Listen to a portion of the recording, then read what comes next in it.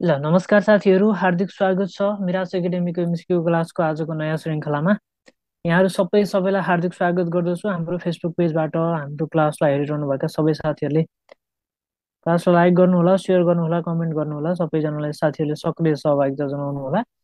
MCQ क्लासको समय हरेक दिन शनिबार बाहेक 9 बजेदेखि 10 बजेसम्म रहने गर्दछ। शिक्षक सेवा आयोगको तयारी गरिरहनुभएका साथीहरू, हाम्रो पेजमा जोडिनुभएका सबै साथीहरूले क्लासलाई लाइक सेयर कमेन्ट गर्नुहोला। हुन्छ, सुरु गरौँ। आजको पहिलो क्वेसन चाहिँ के छ भने, सूर्यबाट ग्रहको दूरीको आधारमा नजिकदेखि टाढासम्मको क्रम मिलाउँदा तलको कुन चाहिँ क्रम सही छ भनेको छ। ल, नजिकदेखि टाढावाला क्रममा चाहिँ कुन क्रम सही छ भनेको छ। पृथ्वी, बृहस्पति, मङ्गल, शनि भनेर भन्यो। अनि पृथ्वी, मङ्गल, शनि, बृहस्पति, अनि पृथ्वी, मङ्गल, पृथ्वी, बृहस्पति, शनि, मङ्गल भनेको छ। अनि पृथ्वी, मङ्गल, बृहस्पति, शनि। ल, लेखौँ त, सबैजनाले लेखौँ। यसमा कुन चाहिँ क्रम सही छ भनेर भनेको छ। नजिकदेखि टाढासम्मको क्रममा चाहिँ दिएका ग्रहहरू मध्येमा कुन पहिला आउँछ, कुन पछि, यसरी क्रम मिलाउनु पर्ने छ है त साथीहरू। ल, साथीहरूको सही आन्सर यसमा के लेख्नु भयो? ल, ठिक छ। अब पृथ्वी, मङ्गल, बृहस्पति, शनि, डी नम्बर है त सही आन्सर। बुध, शुक्र, त्यस पछाडि पृथ्वी, मङ्गल, बृहस्पति, शनि, अरुण, वरुण। सुरुवात नजिकदेखि टाढासम्मको ग्रहहरू यो क्रममा छन्। अब यहाँ आएकोमा चाहिँ यी दिएका मध्ये चाहिँ पृथ्वी, मङ्गल, बृहस्पति र शनि। ल, डी नम्बर है त। खै डी लेख्नु भयो, डी लेख्नु पनि, डी पनि लेख्नु भएको छ, ए पनि लेख्नु भएको छ। ल, मङ्गल भन्दा बृहस्पति अगाडि आउँदैन नि साथीहरू। पृथ्वी आफ्नो कक्षमा कति डिग्री कोणमा झुकेको छ भनेर भनेको छ। 66.1 डिग्री, 66.2, 3 अनि 66.5 डिग्री भन्नु भनेको छ यसले। ल, लेखौँ त साथीहरू, कति डिग्री आफ्नो कक्षमा चाहिँ कक्षमा कति डिग्री कोणमा झुकेको छ पृथ्वी। ल, 66.5 डिग्री है, सिधै याद गरौँ। 66.5 डिग्री आफ्नो कक्षमा चाहिँ पृथ्वी झुकेको छ भनेर, डिग्रीको कोणमा झुकेको छ भनेर। ल, 66.5 अथवा 66.5 डिग्री है त। ल, अब भने 3 नम्बर छ। नेपालको प्रमाणिक समय कति डिग्री देशान्तरका आधारमा निर्धारण गरिएको छ भनेर भनेको छ। ल, 86 डिग्री 5 मिनट पूर्वी देशान्तर, 86 डिग्री 10 मिनट पूर्वी देशान्तर, 86 डिग्री 15 मिनट पूर्वी देशान्तर, 86 डिग्री 20 मिनट पूर्वी देशान्तर भनेर भनेको छ। ल, नेपालको प्रमाणिक समय। अब यो गौरीशङ्कर हिमाल आधार मानेर 1034 मिटर अग्लो रहेको गौरीशङ्कर हिमाल, जुन रोलबालिङ हिम श्रृङ्खला अन्तर्गत पर्दछ, 42 साल वैशाख 1 गतेबाट लागू भएको यो प्रमाणिक समय, नेपालको प्रमाणिक समय चाहिँ 2042 साल 1 महिना 1 गते, वैशाख 1 गतेबाट लागू भएको यो समय साथीहरू। ल, अब कति डिग्री पूर्वी देशान्तर। अब नेपाल पूर्वी देशान्तरमै छ, कति डिग्री हो भनेर भनेको छ यो क्वेसनले। सबैले कमेन्ट पनि गरौँ, कमेन्ट गर्न नभुलौँ। अनि अब हामी यसको सही आन्सर के हो त, 86 डिग्री 15 मिनट पूर्वी देशान्तर है त। ल, गौरीशङ्कर हिमाल 7134 मिटर उचाइमा रहेको अल्गो हिमाल रहेको छ, जुन दोलखा जिल्लामा रहेको, जुन चाहिँ रोलबालिङ हिम श्रृङ्खला अन्तर्गत पर्दछ। ल, अब नेपालको समय र ग्रिनविच समय भनेको, नेपालको समय 5 घन्टा 45 मिनट चलाक छ अथवा छिटो छ अथवा अगाडि छ। ल, अब यहाँ 86 डिग्री 15 मिनट पूर्वी देशान्तर भनेर भनेको छ। सही आन्सर यो है त। ल, 3 नम्बरको सी रहेको थियो, यो जानकारी पछाडिमा 4 नम्बरमा है। नेपालको 1200 मिटरदेखि 2100 मिटरसम्मको उचाइमा पाइने जङ्गललाई के नामले चिनिन्छ भनेर भन्यो। ल, 1200 देखि 2100 मिटरसम्मको उचाइमा पाइने जङ्गललाई के नामले चिनिन्छ भनेको छ। समशीतोष्ण पतझर, अनि समशीतोष्ण सदाबहार कोणधारी जङ्गल, उष्ण प्रदेशीय सदाबहार जङ्गल र अल्पाइन घाँसे जङ्गल भनेर भनेको छ यसले। ल, अब कस्तो खालको जङ्गल पाइन्छ त 1200 देखि 2100 मिटरमा। 4 नम्बरको के लेख्नु भयो, सी हो। ल, अब साथीहरू अ, यसको सही आन्सर चाहिँ ए है त। खै ए लेख्नु भएन, सबैको बिने आयो त। ल, अब यो 1200, यो उष्ण सदाबहार भनेको 1200सम्मको उचाइमा पाइन्छ। अनि यो 1200 देखि 2100सम्ममा यो समशीतोष्ण पतझड भइहाल्यो साथीहरू। अनि यो कोणधारी भनेको छ, कोणधारी भनेको 2100 देखि लिएर उकालो मास्तिर लागिसकेपछि यो 3350 अथवा 3300 सम्मको यो समशीतोष्ण सदाबहार कोणधारीवाला। त्यस पछाडि अब लेकाली र टुन्ड्रा रहेको छ, 3300 देखि 5000 सम्म, 5000 भन्दा माथिकोलाई चाहिँ टुन्ड्रा वन भनेर भनिन्छ। ल, ए नम्बर है त, खै के लेख्नु साथीहरूले? ए नम्बर त आन्सरै आएन त। ल ठिकै छ, आएको छ है। त्यही फोक्सुन्डो ताल समुद्र सतहदेखि कति उचाइमा छ भनेको छ? 11,949, 11,749, 49, त्यस पछाडि 11,849 र 11,649 भनेर भनेको छ। से फोक्सुन्डो ताल डोल्पा जिल्लामा रहेको यो से फोक्सुन्डो ताल चाहिँ कति मिटर उचाइमा रहेको छ भनेर भनेको छ। ल लेखौँ, सबैले लेखौँ। तपाईँलाई सबैले कमेन्ट गर्नु पर्यो साथीहरू, सबैले लाइक गर्नु पर्यो, सबैले सेयर गर्नु पर्यो है त। लाइक सेयर कमेन्ट सबैजनाले गरौँ, गर्न नभुलौँ। ल यसको सही आन्सर चाहिँ ल 11,849 है, मिटर उचाइमा समुद्र सतहबाट। मिटर होइन, यहाँ फिटमा दिएको छ, फिट है त, 11,849 फिट।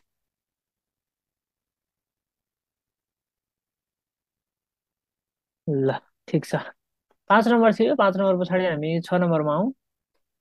हाल रानी पोखरीको बिचमा रहेको बालगोपालेश्वरको मन्दिर कुन शैलीमा निर्माण गरिएको छ भनेर भनेको छ? प्यागोडा शैली, मुगल शैली, शिखर शैली अनि स्तूप शैली। स्तूप शैली। ल सी लेख्नुभयो।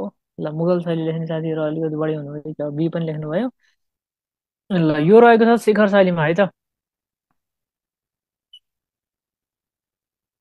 ल अब भने 7 नम्बरलाई हेरौँ। 2078 सालको जनगणना अनुसार नेपालको महिला साक्षरता दर कति रहेको छ भनेको छ?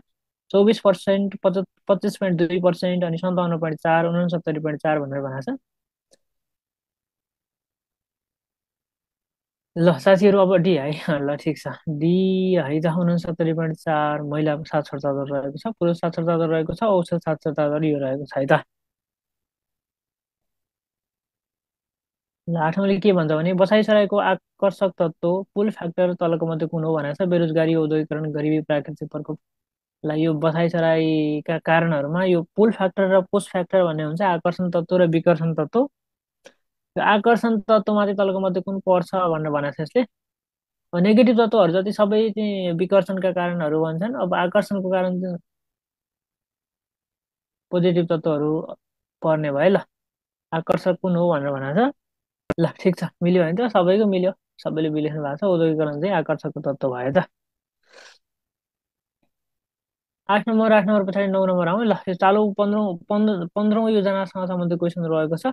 माध्यमिक शिक्षाको खोज भर्ना दर कति पुर्याउने लक्ष्य राखिएको थियो त्यति बेला भनेर भनेको छ? 15औँ योजनाले चाहिँ 61%, 63%, 65% अनि 67%।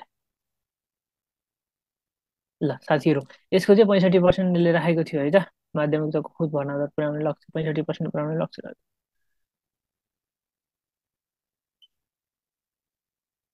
अब भने 10 नम्बर रहेको छ। थाङ्का चित्रलाई अर्को कुन नामले चिनिन्छ भनेर भन्यो? पौवा चित्र, ग्रन्थ चित्र, भित्ते चित्र, माथिका सबै।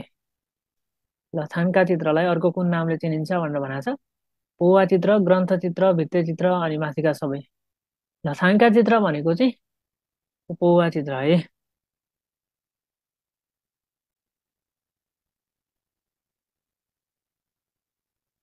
ल 10 थियो यो। 10 पछाडि 11लाई हेरौँ। कम्प्युटरमा कुन गणितीय प्रणालीको प्रयोग हुन्छ भनेर भनेको छ? ल कम्प्युटरमा प्रयोग हुने गणितीय प्रणाली कुन हो? रोमन, डेसिमल अनि किनरी अनि बाइनरी भनेर भनेको छ। यो कम्प्युटरकोमा चाहिँ कुन गणितीय प्रणालीको प्रयोग गरिन्छ भनेर भन्यो यसले? अब यो हाम्रो बाइनरी नम्बर सिस्टम चाहिँ कम्प्युटरको गणितमा, कम्प्युटरको गणितको प्रणालीमा चाहिँ प्रयोग हुन्छ है त। बाइनरी नम्बर सिस्टमको प्रयोग चाहिँ यो 1 देखि 9सम्मका सङ्ख्या हुन्छ नि प्रयोग गरिन्छ। बाइनरी बाइनरी नम्बर सिस्टम भन्छ यसलाई, यसको प्रयोग गरिन्छ है त। सार्कको सबैभन्दा पछिल्लो सदस्य राष्ट्र कुन हो भनेको छ? चीन, पाकिस्तान, अफगानिस्तान, म्यानमार। ल सबै साथीहरूलाई थाहा छ अब यो। ल फटाफट सबैले लेखौँ। सार्कको सबैभन्दा पछिल्लो सदस्य राष्ट्र भनेको छ। ल सबैभन्दा पछिल्लो सदस्य राष्ट्र कुन हो त? अफगानिस्तान है। अब भने बिमस्टेकसँग सम्बन्धित छ। भीमस्टेकको स्थापना मुख्यतया तलको मध्ये कुन क्षेत्रमा सहयोग र विकास प्रवर्धनको उद्देश्यले गरिएको हो गर्ने उद्देश्यले गरिएको हो भनेको छ ल। अब यो बिमस्टेकको चाहिँ स्थापना मुख्यतया तलको मध्ये कुन क्षेत्रको सहयोग र विकास प्रवर्धन गर्ने उद्देश्यले गरिएको हो भनेर भनेको छ। आर्थिक सामाजिक आर्थिक प्राविधिक विज्ञान प्रविधि अनि प्राविधिक र सांस्कृतिक भनेर भनेको छ यसले। ल अब यो बङ्गलादेशको राजधानी ढाकामा चाहिँ यसको प्रधान कार्यालय रहेको यो बिमस्टेकको चाहिँ आर्थिक प्राविधिक क्षेत्रमा चाहिँ सहयोग विकास प्रवर्धन गर्ने उद्देश्य है त यसको। आर्थिक र प्राविधिक सहयोगको लागि चाहिँ यो बिमस्टेक भन्ने संस्थाको स्थापना भएको। ल सन् 2024को साहित्यमा नोबेल पुरस्कार कसले पायो भनेर भनेको छ। मोहिन अली, इमरान खान, हाङकाङ, निहान हिडेन्क्यो भनेर भन्यो ल। यो अघिल्लो वर्ष दिएको सन् 2024मा साहित्यमा दिएको नोबेल पुरस्कार चाहिँ हाङकाङले चाहिँ पाएकी थिइन् साहित्यमा। यो 2024कै शान्तितर्फ यो जापानी संस्था निहान हिडेन्क्यो भन्ने संस्थाले चाहिँ शान्तितर्फको नोबेल पुरस्कार पाएको थियो 2024को। अब भने 15 नम्बरलाई हेरौँ। बेलायतको प्रसिद्ध अक्सफोर्ड विश्वविद्यालयबाट महाविद्या वारिधिको उपाधि प्राप्त गर्ने एक पात्र नेपाली नागरिक को हुन् भनेर भनेको छ। कुलचन्द्र गौतम, भेषबहादुर थापा, सूर्य प्रसाद सुवेदी अनि महावीर पुन। 15को चाहिँ अब यो पाउने व्यक्तिको नाम हो सूर्य प्रसाद सुवेदी। सी नम्बर है त। अब भने 16 नम्बर रहेको छ। शिक्षा ऐन 2028को उद्देश्य कार्यान्वयन गर्न कुनै पनि बाधा अड्काउ परेमा त्यस्तो बाधा अड्काउ हटाउन कसले राजपत्रमा सूचना प्रकाशित गरी आदेश निकाल्न सक्ने व्यवस्था रहेको छ भनेर भनेको छ ल। यो जुन शिक्षा ऐन 2028 रहेको छ नेपालमा लागू भइरहेको, अब नयाँ बन्ने क्रममा नयाँ पनि आउला छिटै। यो चाहिँ कार्यान्वयन गर्न चाहिँ कुनै बाधा अड्काउहरू परेमा त्यस्तो बाधा अड्काउ हटाउन कसले राजपत्रमा सूचना प्रकाशित गरी आदेश निकाल्न सक्ने व्यवस्था छ भनेको छ। नेपाल सरकार, सङ्घीय संसद अनि सर्वोच्च अदालत, विज्ञान शिक्षा विज्ञान प्रविधि मन्त्रालय भनेर भन्यो ल। अब जस्तै यो ऐन अथवा नियमावली कार्यान्वयनको क्रममा चाहिँ बाधा अड्काउ परे होइन, अब शिक्षा ऐन मात्र नभएर शिक्षा नियमावली, शिक्षक सेवा आयोगको नियमावलीहरू चाहिँ कार्यान्वयन गर्न अथवा बाधा अड्काउ पर्यो भने कार्यान्वयनको क्रममा समस्या देखियो भने त्यसलाई हटाउन चाहिँ यो राजपत्रमा सूचना प्रकाशित गरी आदेश दिने कुरा छ। यो कसले गर्न सक्ने व्यवस्था हो भनेर भनेको छ यसले। यो व्यवस्था चाहिँ नेपाल सरकारले गर्नुपर्ने त। ल यस्तो बाधा अड्काउहरू हटाउने काम भनेको सरकारले गर्ने गर्दछ, नेपाल सरकारले। अब 16 थियो, 16 पछाडि हामी 17मा हौँ। बहु विश्वविद्यालयको अवधारणा सर्वप्रथम सम्बन्धित कुन आयोगको प्रतिवेदनले सिफारिस गरेको थियो भनेर भनेको छ। ल यो बहु विश्वविद्यालयको अवधारणा सिफारिस गर्ने चाहिँ आयोग कुन थियो भनेर भन्यो। साई उच्च शिक्षा आयोगको प्रतिवेदन 40, शिक्षा सम्बन्धी उच्च स्तरीय कार्य समितिको प्रतिवेदन 58 अनि उच्च राष्ट्रिय शिक्षा आयोगको प्रतिवेदन 55 र 49 भनेर भनेको छ ल। यो बहु विश्वविद्यालयको अवधारणा सर्वप्रथम कुन आयोगले चाहिँ ल्याएको थियो। ल अब यो बहु विश्वविद्यालयको अवधारणा सर्वप्रथम ल्याउने आयोग भनेको चाहिँ साई उच्च शिक्षा आयोगको प्रतिवेदन 2040ले चाहिँ सिफारिस गरेको थियो त्यसलाई। ल बहु विश्वविद्यालयवाला अवधारणा चाहिँ सर्वप्रथम सिफारिस गर्ने आयोग भनेको चाहिँ साई उच्च शिक्षा आयोगको प्रतिवेदन 2040 रहेको थियो। ल 17को 17 पछाडि हामी 18मा हौँ। 18 नम्बर यो भनाइ रहेको छ। यो भनाइ सबै साथीहरूलाई थाहा छ, सबै लेखौँ त एकैपटक। विद्यार्थी एक पुस्तक हो जसको पाना पाना शिक्षकले पढ्नुपर्छ, यो भनाइ कसको हो भनेर भनेको छ। रुसो, प्लेटो, अरस्तु, क्रो एन्ड क्रो। ल यो भनाइ कसको हो त। यो भनाइ रुसोको है त।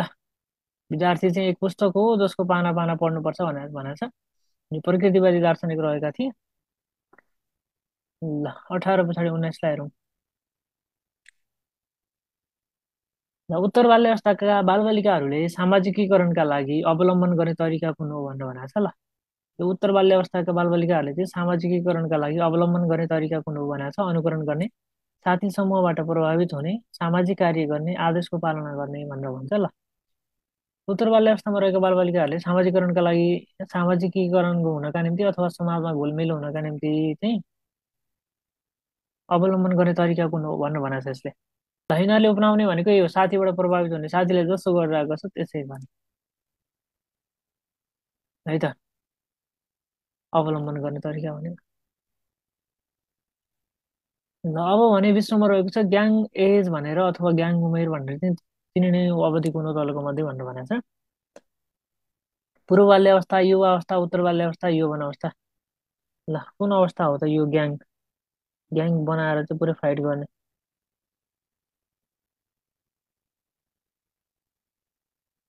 ल यो बाल समूहको उमेर कुन हो त? उत्तर बाल्य अवस्था।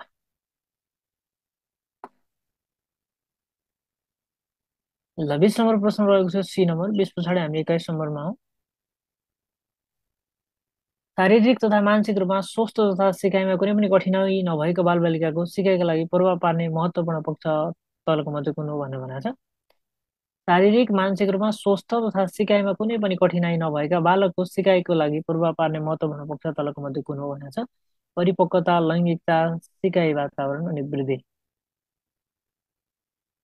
ल अब यो सबै कुरा ठिकठाक रहेको मान्छेलाई वातावरण ठिक भएन भने अब सिक्न नसक्ने पनि हुन्छ होइन। ठिक भयो भने सिक्न सक्ने पनि हुन्छ। ल सिकाइ वातावरण महत्त्वपूर्ण भयो है त सिन। ल यो रहेको थियो 21 पछाडि 22मा हो। ल कक्षा कोठामा विद्यार्थीलाई उत्प्रेरित गराउनका लागि शिक्षकले विशेष ध्यान पुर्याउनु पर्ने पक्ष कुन हो भन्ने भयो। पाठ्य योजना, विद्यार्थीको पारिवारिक अवस्था, विद्यार्थीको रुचि र बसाइ व्यवस्थापन। अब सबैभन्दा पहिला त उसको रुचि छ कि छैन भन्ने कुरा नै महत्त्वपूर्ण हुन्छ नि होइन। रुचिको विषय छैन नि जबरजस्ती पढ पढ भनेर पनि भएन।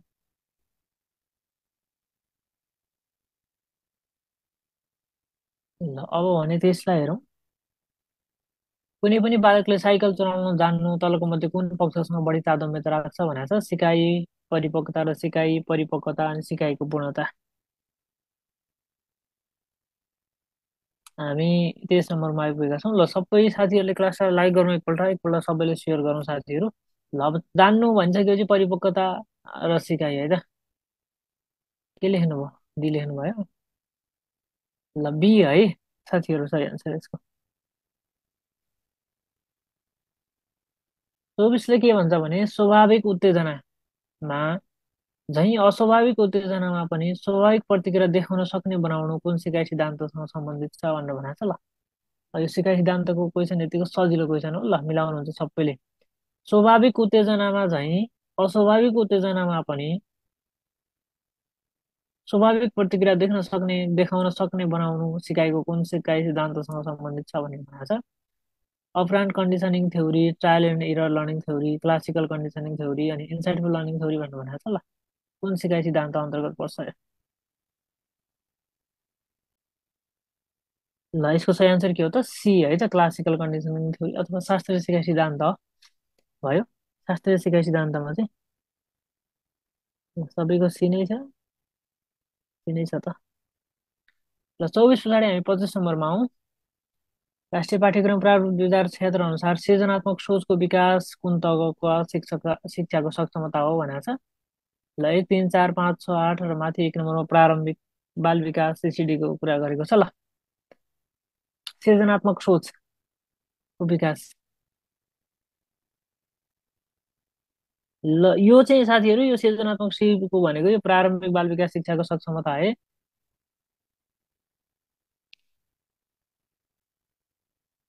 ल 26ले के भन्छ भने कक्षामा छिटो सिक्ने, ढिलो सिक्ने तथा सिकाइमा समस्या भएका विद्यार्थीहरू पनि हुन्छन्। सिकाइ समस्या भएका विद्यार्थीका लागि प्रदान गर्ने सहयोग अर्थात् स्काफोल्डिङ कुन पक्षसँग सम्बन्धित छ भनेको छ। अभिभावकको सहयोग, शिक्षकको निरन्तर पृष्ठपोषण, दौतेरी सिकाइ, अभिभावक शिक्षक सहयोग भन्ने भनेको छ यसले। स्काफोल्डिङ पक्ष कुन भनेको ल शिक्षक आफूभन्दा जान्ने मान्छे अग्रजहरूले त्यसमाथि पनि अब हामीलाई यहाँ चाहिँ कक्षामा कुरा गरिसकेपछि यो शिक्षकको निरन्तर पृष्ठपोषण चाहियो स्काफोल्डिङ गर्न अथवा सहयोग गर्न। 26को बी आन्सर। 26 पछाडि हामी 27मा हौँ।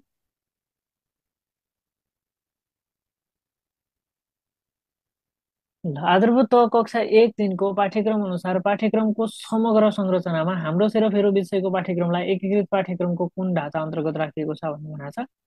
मल्टिडिसिप्लिनरी अनि ट्रान्सडिसिप्लिनरी त्यस पछाडि इन्टरडिसिप्लिनरी र डिसिप्लिनरी भनेर भनेको छ। ल ल यो अन्तर्विषयक है अन्तर्विषयक ढाँचामा चाहिँ छ है त यो। ल 26 27 नम्बर रहेको थियो अन्तर्विषयको ढाँचामा है त यो। ल यस पछाडि हामी 28मा हौँ। शिक्षकले शिक्षणका लागि तलको मध्ये कस्तो सामग्री प्रयोग गर्न जोड दिनुपर्छ भनेर भनेको छ। मूल्य नपर्ने, कम मूल्य पर्ने, शिक्षक विद्यार्थीले बनाएका अनि बजारमा पाइने भनेर भनेको छ। शिक्षकले चाहिँ शिक्षणको लागि तलको मध्ये कस्तो सामग्री प्रयोगमा जोड दिनुपर्छ भनेर भन्यो। मूल्य नपर्ने, कम मूल्य पर्ने, शिक्षक विद्यार्थीले बनाएका अनि बजारमा पाइने भनेर भनेको छ। ल साथीहरू, अब यो भनेको चाहिँ अब हामीले प्रयोग गर्ने भनेको शिक्षक विद्यार्थी आफैले बनाइसकेपछि अब त्यसको बारेमा नलेज पनि हुन्छ। ल सी नम्बर है त, 28सँगै 29मा हो। पाठ्य पुस्तकमा रहेका विषयवस्तुलाई वास्तविक संसारसँग सिकाइएको तादात्म्यता गर्न कुन शिक्षण विधि बढी प्रभावकारी मानिन्छ भनेर भनेको छ। पाठ्य पुस्तकमा रहेका विषयवस्तुलाई चाहिँ वास्तविक संसारसँग सिकाइको तादात्म्यता कायम गर्न कुन शिक्षण विधि बढी प्रभावकारी मानिन्छ भनेर भन्यो। समस्या समाधानमा आधारित विधि, समूह सिकाइ, घटना अध्ययन विधि अनि परियोजनामा आधारित विधि भनेर भनेको छ। ल यो बाहिरी संसारसँग भनौँ न वास्तविक संसारसँग चाहिँ जोडेर उनीहरूलाई वास्तविक संसार पनि देखाएर चाहिँ शिक्षण गर्न कुन विधि प्रभावकारी मानिन्छ भनेर भनेको छ यसले। अब यो परियोजनामा आधारित सिकाइ है, वास्तविक संसारसँग भेट हुन्छ, तारतम्यता हुन्छ। ल 29 थियो, 29 पछाडि हामी 30 नम्बरमा हौ। ल अब के भन्छ भने विद्यार्थीहरूको लेखाइ सम्बन्धित क्षमता परीक्षणका लागि प्रयोग गरिने परीक्षण विधि कुन हो भनेर भनेको छ। द्रुत लेखन प्रतियोगिता, सुनाइ आधारमा लेखन, छोटो उत्तरात्मक प्रश्न लेखन, लामो उत्तरात्मक प्रश्न लेखन अनि छोटो उत्तरात्मक प्रश्नको लेखन भनेर भनेको छ। ल लेखाइ सम्बन्धी क्षमता जाँच्न। ल अब लामो उत्तर दिइसकेपछि त्यहाँ धेरै विषयवस्तु समेटिन्छन्, उसलाई विषयवस्तुको ज्ञान कतिको छ, कतिको लेख्न सक्छ भन्ने क्षमता जाँच्नु छ हामीलाई, त्यो जाँच्न सकिन्छ है त।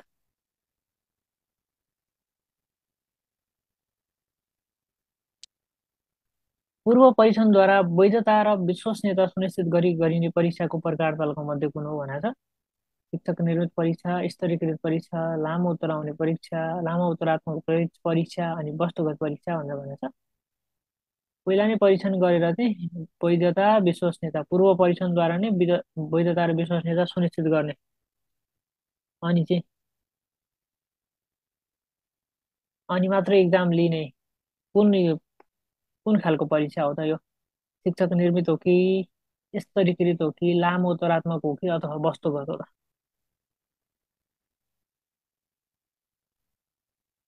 ल अब यो पहिला नै अब सबै वैधता विश्वसनीयता एकदम सुनिश्चित अगाडि नै गरिसकेको भनेको स्तरीकृत परीक्षा। ल अब 32ले के भन्छ भने भाषिक एवं लैङ्गिक विविधता अपाङ्गता भएका बालबालिकाहरूलाई अन्य बालबालिकासँग एउटै कोठामा राखी शिक्षण प्रबन्ध तलको मध्ये कुन हो गरिने शिक्षण प्रबन्ध चाहिँ तलको मध्ये कुन हो भनेको छ। साधारण विशेष समावेशी समता। ल भाषिक एवं लैङ्गिक विविधता अनि त्यसको साथसाथै अपाङ्गता भएका बालबालिकाहरूलाई पनि एकै ठाउँमा राखेर दिने शिक्षा भन्न खोजेको छ यसले। ल 32 नम्बरले, ल 32को सबैले लेखौँ त, सबैजनाले लेखौँ। ल अब ठिक छ, यहाँ सबै खालका बालबालिकाहरू आइसके पछाडि के हो त, यो समावेशी होइन, समावेशी नै लेख्नुभयो। ल ठिक छ, सबैको सी समावेशी।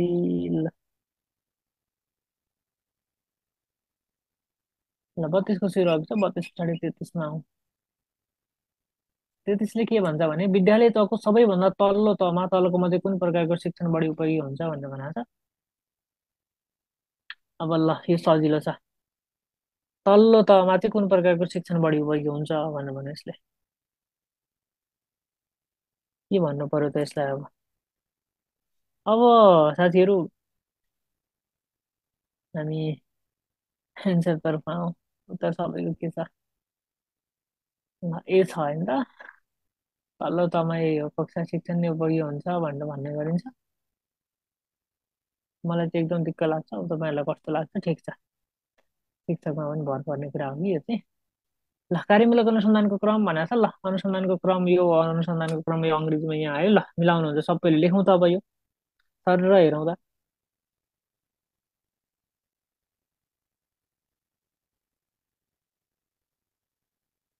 ल अब यो पिएओआर, पिएओआर है त।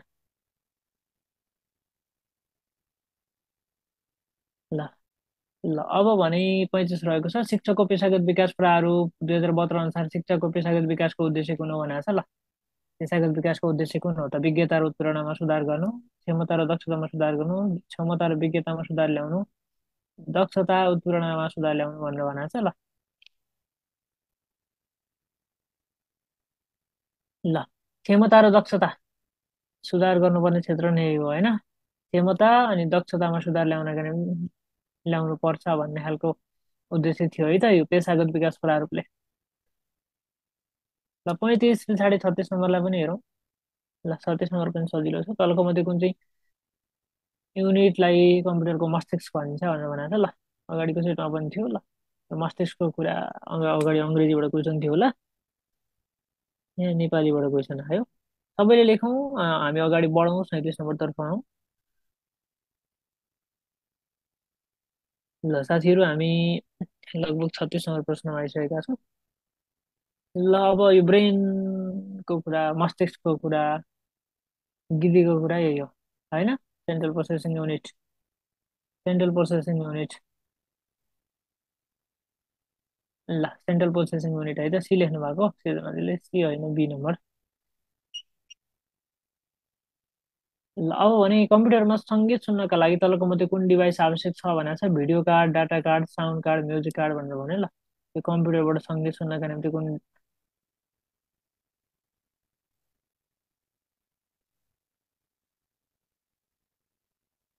ल साथीहरू, अब यो सङ्गीत सुन्नका निम्ति उपयोगी हुने डिभाइस कुन हो त? यो हो साउन्ड कार्ड चाहियो अनि मात्र बज्छ।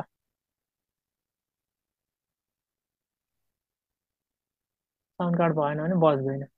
कुरा सरल कुरा यही हो यसको। देखाएको मध्ये कुन सफ्टवेयरको प्रयोगबाट अडियो भिजुअल प्रेजेन्टेसन बनाउन सकिन्छ भनेको छ। ल प्रेजेन्टेसन भन्ने बित्तिकै अब त एआईबाट पनि बनाउन मिल्ने टुल आइसक्यो होइन। अब यसमा चाहिँ यो अडियो भिजुअललाई चाहिँ प्रेजेन्टेसन गरेर एनिमेसन प्रेजेन्टेसन गर्न सकिने चाहिँ कुन प्रेजेन्टेसन बनाउन चाहिँ कुन सफ्टवेयरको प्रयोग गर्न सकिन्छ भनेको छ। वर्ड, एक्सेल, एमएस एक्सेस अनि पावर पोइन्ट भनेर भनेको छ यसले। ल अडियो भिजुअल प्रेजेन्टेसन, प्रेजेन्टेसनको कुरा छ यसमा। यो प्रेजेन्टेसन बनाउन सकिने कुन बाटो हो, के बाटो गर्न सकिन्छ भनेर भनेको छ।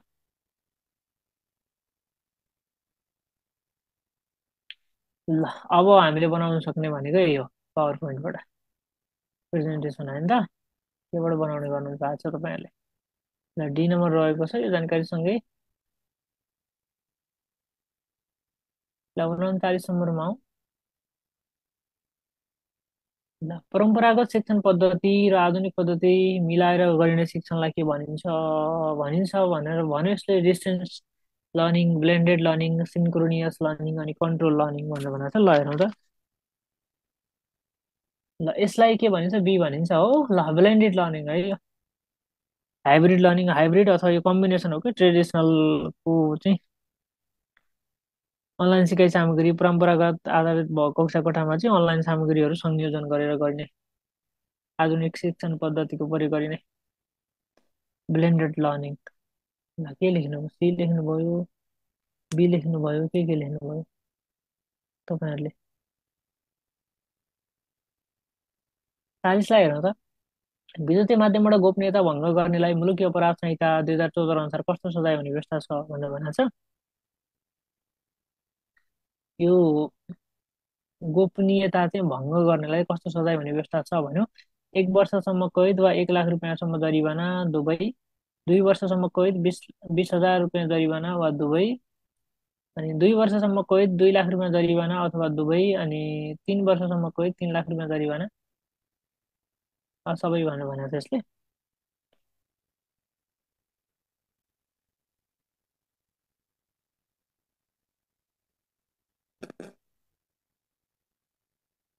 ल अब साथीहरू, यो गोपनीयता भङ्ग गर्यो भने 2 वर्षसम्म कैद वा 20,000 रुपियाँसम्म जरिवाना अथवा दुईटै सजाय पनि हुनसक्छ है त।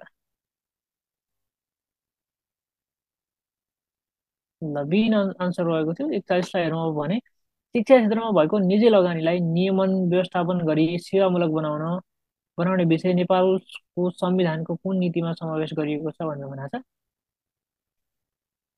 विकास सम्बन्धी नीति, सामाजिक सांस्कृतिक रूपान्तरण सम्बन्धी नीति, सामाजिक न्याय र समावेशीकरण सम्बन्धी नीति र नागरिक आधारभूत आवश्यकता सम्बन्धी नीति भनेर भनेको छ ल।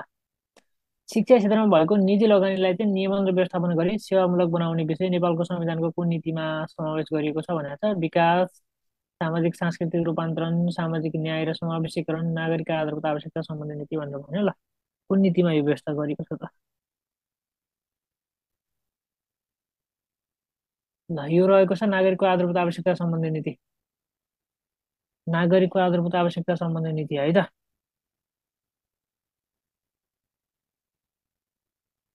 मा चाहिँ यो निजी लगानीलाई नियमन व्यवस्थापन गर्ने कुरा उल्लेख गरिएको छ। डी नम्बर सही आन्सर रहेको छ 41 को।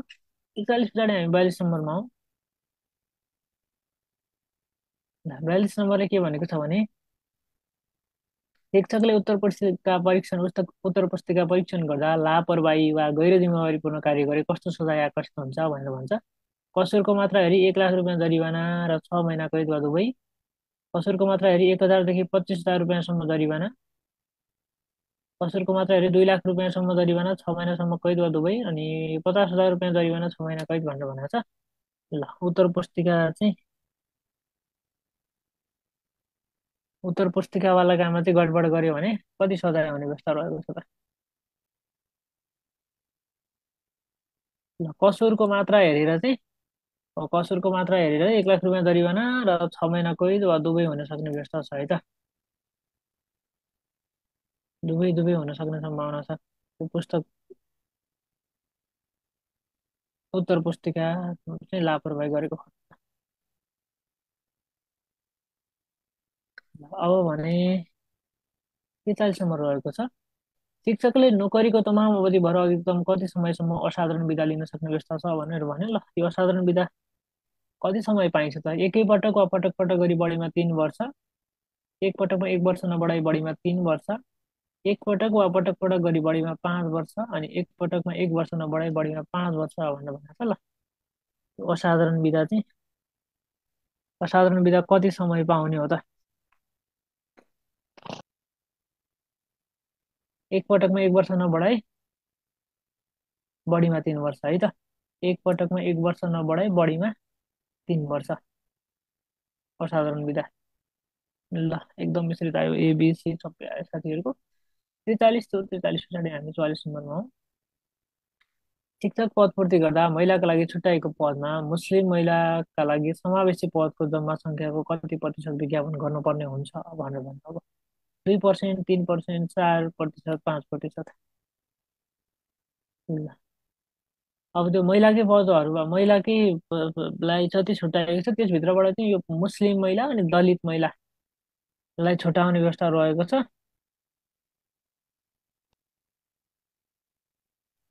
कति पर्सेन्ट छुट्याउनु पर्यो त? ल, ठिक छ। दलित महिलालाई 3%, मुस्लिम महिलालाई 2% है त। ल, 2% चाहिँ हुन आउँछ मुस्लिम महिलाको भागमा।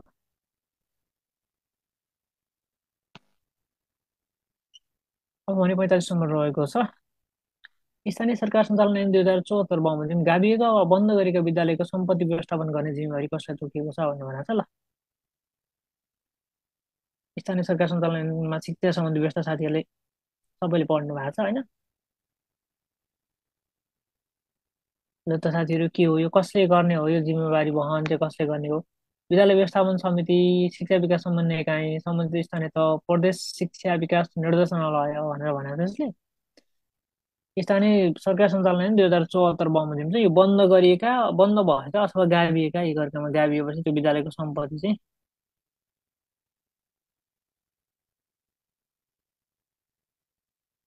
सम्पत्तिको व्यवस्थापन गर्ने जिम्मेवारी कसको हो भनेर भनेको छ यसले।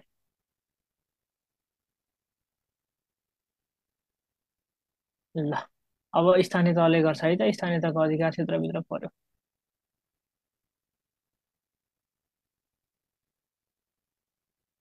45 थियो, 45 मिनट हामी 46 नम्बरमा हो। ल, कक्षा 1को गणितको पाठ्यक्रम र कक्षा 2को गणितको पाठ्यक्रम बिच समन्वय हुनु कस्तो समन्वय हो? लम्बीय समन्वय, समतलीय समन्वय, तलमाथि समन्वय, माथिका सबै भनेर भनेको छ ल। 1 कक्षाको गणित र 2 कक्षाको गणित मिल्नु भनौँ न। एकमा पढेको कुरा पनि दुईमा पनि त्यही पढ्ने कुरा भनौँ न यसलाई चाहिँ। ल 46 को सही आन्सर के हो त? ल अब यो भनेको चाहिँ एउटै कक्षाभित्र भए समतलीय हुन्छ। अब अर्को क्लास अगाडिको क्लासहरूमा यसरी बढ्दै गइसकेपछि के हो त? यो लम्बियो समन्वय है त। 46 पछाडि हामी 47मा हौ। 47ले के भन्छ भने विपद व्यवस्थापन गर्दा तलको मध्ये कुन प्रक्रिया अप्नाउन उपयुक्त हुन्छ भनेको छ। अस्थायी सिकाइ केन्द्र, एकीकृत शिक्षण, समूह शिक्षण अनि माथिका समय भनेर भन्यो ल। विपद व्यवस्थापन गर्दाखेरि चाहिँ कुन प्रक्रिया उपयुक्त हुन्छ भनेर भनेको छ। ल ए नम्बरमा रहेको छ अस्थायी शिक्षण, बी नम्बरमा एकीकृत शिक्षण, सी नम्बरमा समूह शिक्षण, डी नम्बरमा माथिका सबै भनेर भन्यो। अब अस्थायी पनि गर्न सक्यो, एकीकृत शिक्षण पनि गर्न सक्यो, समूह शिक्षण पनि गर्न सक्यो, सबै गर्न सक्यो त। 47 थियो, 47 पछाडि 48मा हो।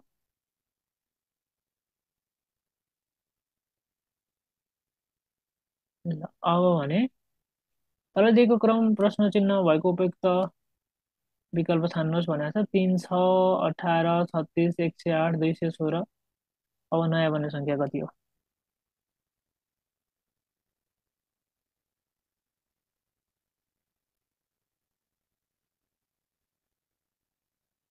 के लेख्नु? बी ल 648 ठिक छ। मल्टिप्लाई हुँदै भएको छ होइन।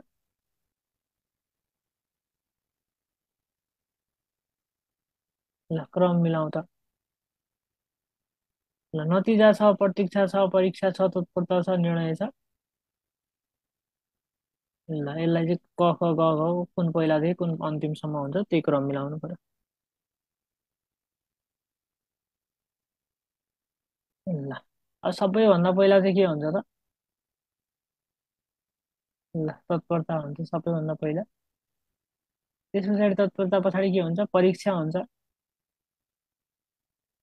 ल अब तत्परता घवाला एउटै रहेछ कि यसमा। ल शिक्षा सी नम्बर है त।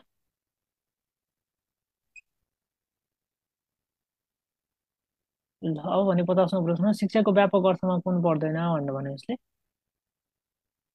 पूर्व निर्धारित उद्देश्य पुरा गर्न किताबी ज्ञानमा आधारित शिक्षा, व्यापक निरन्तर गतिशील रूपमा लिनु, शिक्षालाई जीवन जत्तिकै व्यापक र विस्तृत रूपमा लिनु, मानिसलाई पूर्ण बनाउन तयारीको रूपमा लिनु भनेर भनेको छ यसले। ल व्यापक अर्थमा कुन पर्दैन शिक्षाको? लेखा मध्ये शिक्षाको व्यापक अर्थमा कुन पर्दैन भनेर भनेको छ। ल 50औं प्रश्न रहेको छ साथीहरू, आजको हाम्रो अन्तिम प्रश्न रहेको छ। ल अब यो गतिशील निरन्तर व्यापक विस्तृत पूर्ण जीवनको तयारी भनेको यो सबै व्यापक अर्थ हो। अब पुस्तकै पढ्ने मात्रै भनेको चाहिँ यो सङ्कुचित अर्थ हो। किताबमा जे कुरा उल्लेख गरेको छ भनेर।